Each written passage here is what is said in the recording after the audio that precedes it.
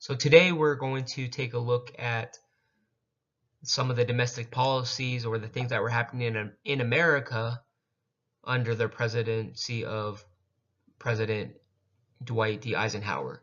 So we're not going to take a look anymore with his role with the Cold War.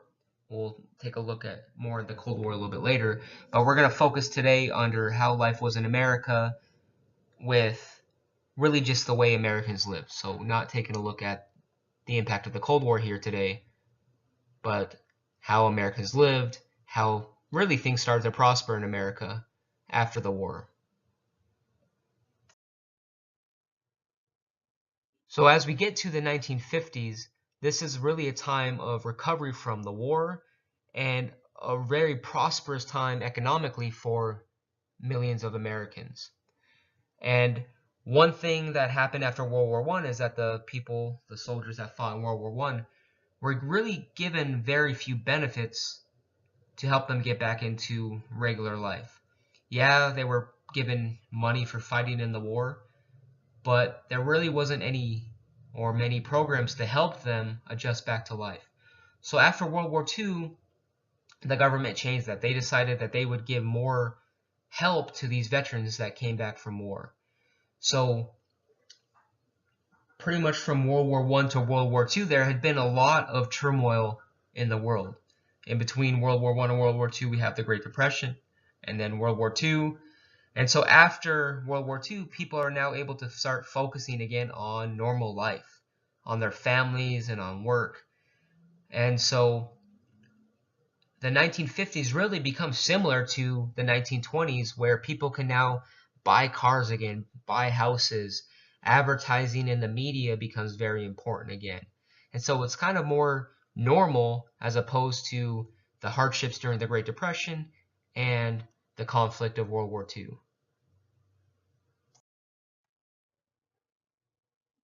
So as many Americans are starting to get back into normal life, they're buying more automobiles, refrigerators, appliances, televisions are now very popular. The economy starts to boom, it starts to grow. Again, similar to the Roaring '20s. And one thing that President Eisenhower does is he signs what's called the Interstate Highway Act, which creates a system of federal highways. So Americans were not just producing for themselves anymore, but also for the rest of the world, which was still recovering from wartime destruction. This Interstate Highway Act is very important because the highways that we know today, we drive, going towards Midland and Dallas on I-20. If you want to go to San Antonio, you take I-10, and other many highways that we've driven on. It really connects us to the world. So similar to the Transcontinental Railroad in the 1860s and the late 1800s, railroads connected the world at that time.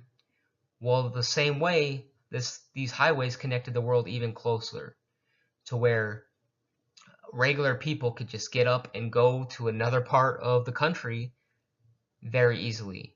So it changed the way that people would travel, the vacation, that they would live, and it even changed the way and the locations of where people would actually have their houses, where it wasn't just going to be just in cities anymore, that people could actually live near a city and still get the benefits of being in the city. One of the government programs that veterans benefited as they came back from World War II was a program to help them to get cheap housing loans to be able to buy homes. So whenever you buy a home, same thing as we've talked about with banks, you borrow that money from a bank and you pay them back over a long period of time. So veterans were given these very low interest rates so that they wouldn't have to pay as much back as maybe the traditional or somebody who did not fight in World War II. So home ownership starts to grow, and this is where we get that concept of the American dream, where I can own my own house, I can have my own car, I can have a television, a refrigerator. And as home ownership increases, people start moving a little away from the city into what is known as a suburb. And so what a suburb is an area like housing communities just outside of a big city. So if you have a big city, I'll just say, for Dallas, instead of just living in the inner city of Dallas, which is traditionally these big cities are in the inner cities known for being poor, kind of being run down, people start to move a little bit outside of the city. So you'd move outside of Dallas to, maybe Arlington or Grapevine. Not sure if any of you are familiar with that area, but that's just an example. So it's a city that's pretty close to the actual big city, but you're a little bit away. And generally, these suburbs will be nicer. You would have nicer homes, and that's when we get these nicer communities known as suburbs that are just outside of the city. And then that was really made possible from the housing boom and from that Interstate Highway Act. As we ended World War II, there was a photo shown of a soldier kissing his sweetheart as he came back from World War II.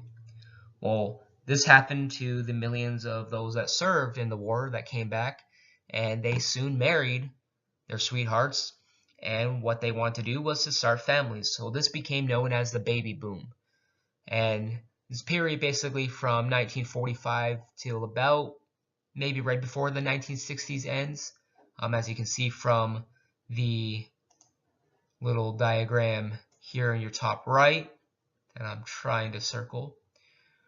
The baby boom created a huge birth rate between 1945 and 1957, where millions of babies were born, and that was because, after the Great Depression, after World War II, people wanted to now get back into life with their families.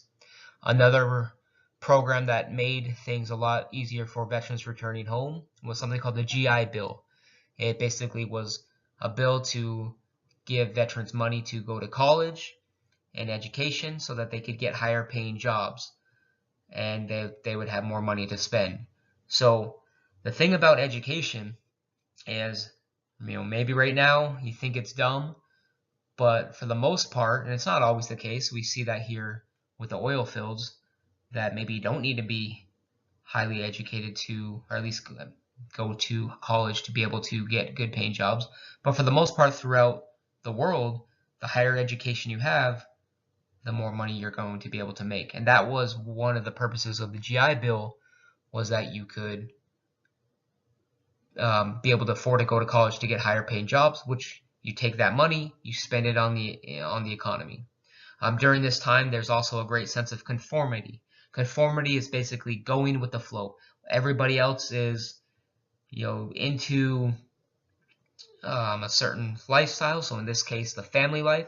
Well, that's what you should be. So if you had an unusual idea, or an idea that wasn't what everybody else thought, you were kind of seen as an outcast or maybe weird. And that's what that word conformity means. And then finally, in the 1950s, you start getting more and more inventions in medicine. One of the most famous one was the vaccination for polio, which was the disease that FDR had that crippled him and led him to be in a wheelchair. And that was invented by Jonas Salk. So you have this really great era in the 1950s where everything is getting back to normal. Americans are spending money again. They're living life. And really a good time to where we get that word, the American dream, that starts to take place in the 1950s, where you have the white picket fence, your own home, your own car, your own television, your own refrigerator. You're trying to be better than your neighbors around you.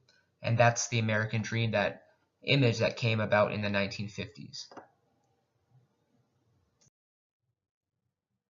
So a quick summary of the domestic policies under President Eisenhower. One is that as many veterans returned from World War II, there were government programs such as the GI Bill, low interest rates for those to get houses. And some of these programs helped soldiers adjust to civilian life, or life back in America. The Interstate Highway Act was created to get highways across the nation.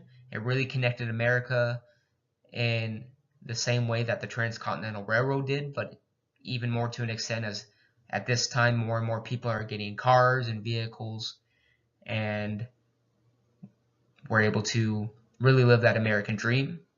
And so the housing and baby booms changed America as more and more people started to move to suburbs, which are these little cities outside of the big city. So you have the life of, being outside of the city, but if you ever need to get to the city, it's only, 20, 30 minutes away, very close. And this, in the 1950s and under President Eisenhower, creates what we know as the American dream: owning your own property, owning your own vehicle. Similar to what we have today, that comes about in the 1950s.